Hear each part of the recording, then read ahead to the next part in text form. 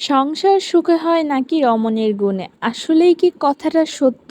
পুরুষের কি কোনো অবদান নেই সংসার সুখী হওয়ার পেছনে? হ্যালো এভরিওয়ান, আসসালামু আলাইকুম। কি অবস্থা সবার? আজকে সকালবেলা থেকেই বাজার গোছানো শুরু করে দিলাম। আপনাদের ভাইয়া অনেকগুলা বাজার নিয়ে এসেছে একসাথে। তো এখানে অনেকগুলা টমেটো এনেছে, সাথে কাঁচা মরিচ। এগুলা রাতেই এনেছিল, কিন্তু রাতে আর এনার্জি ছিল না বাজার গোছানোর, তাই ওইভাবে ফ্রিজে সবকিছু রেখে দিয়েছিলাম। এখন পলিথিন থেকে বের করে নিচ্ছে, আর কাঁচামরিচগুলো আমার হেল্পিং হ্যান্ড বেছে দিয়েছে, বটাগুলো ফেলে দিয়েছে। সবগুলো সবজি আমি পলিথিন থেকে খুলে তারপর মুছে, যাতে কোনো পানি না থাকে, সেভাবে বক্সে করে রেখেছে। আর কাঁচামরিচগুলো আমি একটা বক্সে টিস্যু দিয়ে রেখেছি, এতে কিন্তু কাঁচামরিচ অনেকদিন ভালো থাকবে। সাথে একটু তরমুজের শরবত বানালাম। এই গরমে পানি ছাড়া কোনো কিছুই খেতে এখন ভালো লাগে না। জুস, শরবত অনেক বেশি বেশি করে খেতে হবে এই গরমের কারণে। তারপর সায়ানের জন্য মুগ ডালটা ভেজে বক্সে করে রেখে দিচ্ছি। ওকে আমি খিচুড়িতে মুগ ডাল দেই, তো ভেজে আমি সবসময় রেখে দিই এভাবে বক্সে। তো বক্সে যেটা ভাজা ছিল ওইটা শেষ হয়ে গিয়েছে। আজকে ফ্রেশ টমেটো দিয়ে মাছ ভুনা করব,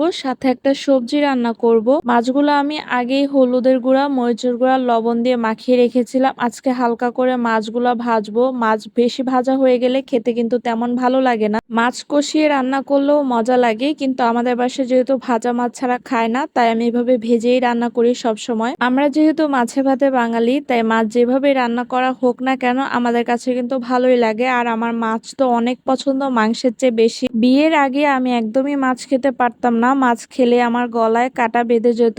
এমনকি আমি ইলিশ মাছ তো ভুলেও খেতাম না। যখনই আমি ইলিশ মাছ খেতাম গলায় আমার কাটা বেঁধে যেত, কিন্তু আলহামদুলিল্লাহ এখন আমি সব মাছ খেতে পারি। আজকে মিক্স সবজি রান্না করব। বাসায় পটল, আলু, তারপর গাজর ছিল, সাথে ধুন্দুল ছিল। তো ভাবলাম এই সবজিগুলো নষ্ট হয়ে যাবে, তাই সবকিছু মিক্সড করে সব মশলা দিয়ে হাতে মেখে রান্না করব। সংসার শুধু রমণীর গুণেই সুখী হয় না, বরং একজন হাজবেন্ডের গুণেও কিন্তু সংসার সুখী হয়, যদি হাজবেন্ডটা ওই মেয়েটাকে অনেক সাপোর্ট করে। প্রতিটা মেয়ে মানুষই চায় তার হাজবেন্ড তাকে সাপোর্ট করুক, আর হাজবেন্ড যদি সাপোর্ট করে ওই মেয়ে মানুষের জীবনে এর চেয়ে বেশি কিছু চাওয়ার থাকে না। তাহলে সংসার এমনিতেই অনেক সুখী হবে। যে সংসারে হাজবেন্ড ওয়াইফের মধ্যে আন্ডারস্ট্যান্ডিং যত বেশি ভালো, তারা কিন্তু সব থেকে বেশি হ্যাপি কাপল। তাই সংসার সুখী হওয়ার পেছনে শুধু রমণীর গুণ না, অবশ্যই পুরুষেরও গুণ থাকা দরকার। আর অবশ্যই একজন হাজবেন্ডের উচিত তার ওয়াইফের উপর কোনো সিদ্ধান্ত চাপিয়ে না দেওয়া, কারণ তার ওয়াইফেরও মতামতের ডিফারেন্ট থাকতে পারে। তাই ওয়াইফের সিদ্ধান্তকেও প্রাধান্য দিতে হবে।